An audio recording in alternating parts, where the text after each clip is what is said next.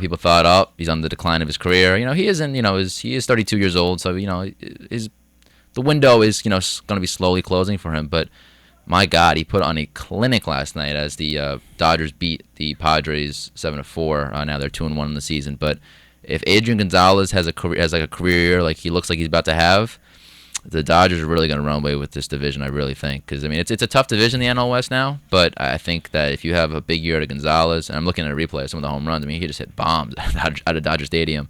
To go along with Puig in the middle of the lineup, it's going to be a scary lineup.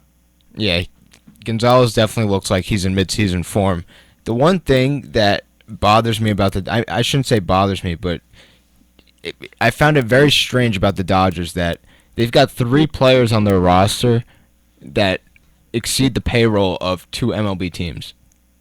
3 players alone. You want to try and guess the 2 teams? The 2 teams, bottom of the barrel teams. That one of them's in the AL East. The Tampa Bay Rays? Yeah. Oh man, and the other one. I don't know. You gotta tell me. Houston. Okay. Yep. That makes sense. And I'm trying to remember the 3rd player. I know. Oh gosh. It's Gonzalez, Kershaw, and one other guy. Those 3 contracts for this season exceed the payroll of those 2 franchises. Which is unbelievable.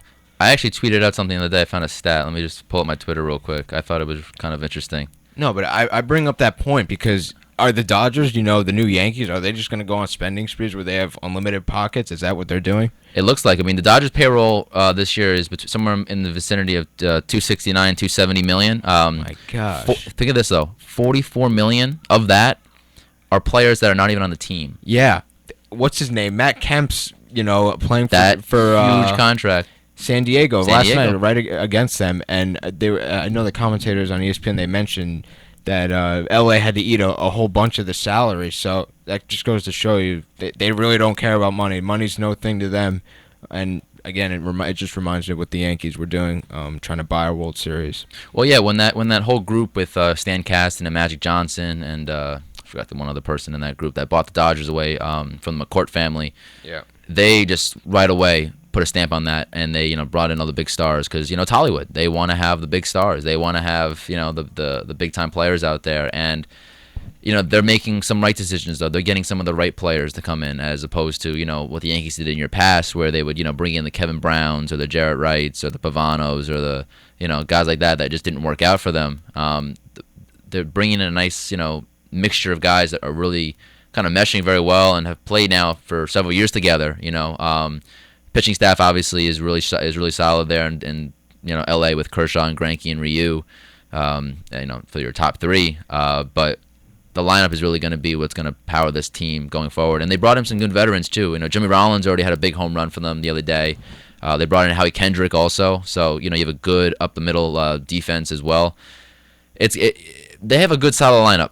I do like the Dodgers lineup. I think they are going to pretty much run away with this division. While I think San Diego and the Giants will also be, in the mix, I think the Dodgers are really going to, by the time July comes around, they're really going to be far and away, the better team going forward in the NL West. 3rd player was Carl Crawford. Carl Crawford, okay. Carl Crawford, yeah. He's still with them, though. He's still playing with them. He is. No, right. Yeah, he's making $20 million. I remember when he signed with, I forget where he came from, but he went over to Boston. Yes. And he absolutely just, Well, he was a part of that trade, that a huge Boston trade when they traded Gonzalez, Crawford, and Beckett, I believe. Yeah, it was Beckett. To the Dodgers, right? Dodgers, yep.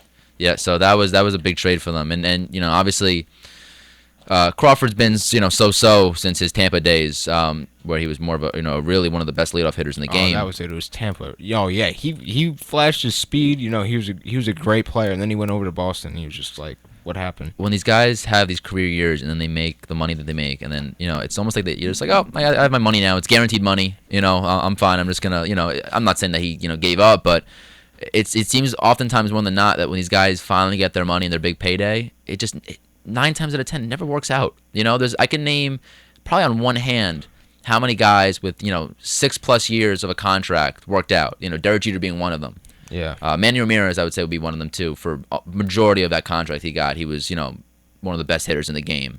But a lot of other guys just look at Josh Hamilton already. It's a sad to see that he relapsed on cocaine, and we all know of his troubles that he's had in the past years. But Hamilton signed a 5-year, $125 million deal with the Angels, and they're not suspending him, which I was a little surprised about. Yeah, that was shocking. I think the arbitrator in that case did an awful job because he opened a can of worms. But go on, whatever. Yeah, right. I mean, well, I was just gonna say the exact same thing. I don't understand how did he not, go against the joint drug contract? I don't understand. What was it? Do you know the reasoning behind all that? I have no idea. I just know that he set an awful precedent because now any player that gets into that. So I guess what he did was he admitted.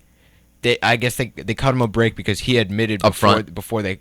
I guess he tested positive. Right. He went. Yeah. He came forward and said, I did this, and I guess the arbiter was like, okay, we're not going to punish you. You need to go to rehab. But he's getting paid. Right. It makes no sense. It just makes no sense to me. Because if he got suspended, then he's not going to get that money. So isn't it better to show an example and set an example that, hey, we're not going to tolerate this. This is just, it's unacceptable behavior, and this is not the first time he's done this.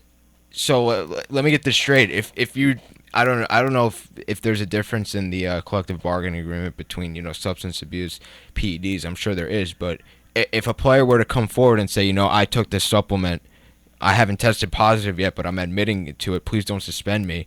Is that how it's going to work now? Because it's essentially the same thing. He came forward and admitted to taking a substance, and he avoided any suspension. So to me, it's an awful precedent that's been set. Yeah, absolutely. I mean, to my knowledge, no, I don't think so. I mean, it's not a performance enhancing drug, obviously, but it's obviously an illegal substance that is banned in general. So obviously, I don't see the difference in either one. Both are illegal. Obviously, with performance enhancing drugs. I mean, and HGH and all that too. But I was really puzzled by that, and then it just sets a bad tone and a bad vibe going forward in baseball because the Angels still have him for I think 3 more years, and they're paying him basically $25 million a year, and he hasn't lived up to his contract either. So I didn't mean to get off on that tangent, but he's one of the guys that was making big money that hasn't lived up to it either. But another guy that also made a huge contract, and rightfully so. The guy is a 3-time World Series champion, multiple-time MVP. Last night had hit his 521st home run of his career. Antonio, do you know who that player is? Yeah, Albert Pujols. And you mentioned the guys that kind of played out their 6-year contracts, or I guess contracts in that range we were talking about. But maybe he can be a guy thrown into that group because I know his play dropped off. I know after they won the World Series, I believe a few years ago, but he's still I guess up there in terms of not elite players, but he's one of the better players. I guess what I'm trying to say is that he's been pretty consistent throughout his career, I would say. Oh, without a doubt. I mean, Pujols. He had like Joe DiMaggio numbers in his first 10 years. I mean, he came out. I mean, I remember him in the minor leagues when he was Jose Pujols, and then all of a sudden he comes up as Albert Pujols. But he was Rookie of the Year right away, MVP. The guy was probably the best player in baseball for a good 7-8 year stretch. He's still capable of putting up big years. I mean, last year he actually had a solid year for them. Just pulling up his numbers right now. He actually played in 159 games last year. I didn't realize that. He had 28 home runs, 105 RBIs, hit 272, had a 790 OPS. It's not bad. If you can get that, he is 35 years old now. So the Angels knew that we were paying him for his past presence and obviously, the name that he is, Albert Pujols. So, you are paying him until he's about 41 years old because they signed into a 10-year deal. That's just outrageous. It's a lot of money. To pay any professional athlete a contract like that until they're in their 40s, it's unheard of, and it just goes to show you baseball. I just think baseball contracts in general are just outlandish. You don't see that in any other sport. Players getting paid not only long term like that, like these 8 and 10-year deals, kind of like what Cano got, but to pay a player who is gonna get injured and gonna miss time at some point, I just think it's kind of irresponsible. All it takes is that one dumb owner. It really does, because I think the Angels too. They needed that big player. They needed that big draw. That was when they brought in Hamilton. They brought in Pujols. They brought in C.J. Wilson. Right. Sometimes you just have to make a big splash just for the sake of making a big splash. And that's why a lot of Met fans last year were clamoring for Troy Tulowitzki. And I was kind of telling my friends, I was like, listen, Troy Tulowitzki when he's healthy is one of the best shortstops in baseball, but you don't just make a trade or don't just sign a guy just for the sake of it. You do it for the right reasons, not for just appeasing the fan base. And hopefully Pujols works out for them. And the Angels have a pretty decent team. Obviously, you have Trout, who's the reigning MVP and is going to be probably the face of baseball now. Vegeta out, I would say. Would you agree with that? Yeah, I think Trout is that next guy up. Another guy that maybe not necessarily in that same category in terms of, I guess, face of the MLB, but I know it's a guy that you love. You love his swing, and that's Bryce Harper. And I think he could be a guy that potentially is right up there with Trout. Not at the same level because I just think Trout's a monster, but I think Harper is going to be a really nice player. He was my 2015 National League MVP pick this year. I think he's going to have a breakout year. He's already off to a good start in 7 at bats. He's got 4 hits. He's got a home run and RBI. He's batting .571 with an OPS of 1.6. So obviously, again, it's small sample sizes, but Harper, people forget this kid is 22 years old still. Yeah, exactly. He's so young. He came up when he was 19. I mean, this is his 4th full season now. I think he really is. If the Nationals, which are also my pick for for the World Series, I think it's going to be the Nationals. Okay. I would say probably right now it's going to be Tigers Nationals if I had to pick, just off the cuff like that. But I think if the Nationals have any envision of making the World Series, I think they're going to need a huge year at Harper. I really do. I think Harper really needs to stay healthy. And the thing is that he plays every single game 100%. Like some of the plays that he runs into the wall, he make these diving catches, and he slides in head first at first base. I mean, I love that. I love the attitude. It's almost reminiscent of Pete Rose back in the days. But he's got to tone it down just because they need him healthy. And I'm sure Matt Williams, the manager of the Nationals, probably getting in his ear saying, listen, Bryce, we love the hustle, we love all that, but we need you on the field for 159, 160 games a year. So you just got to tone it down a little bit.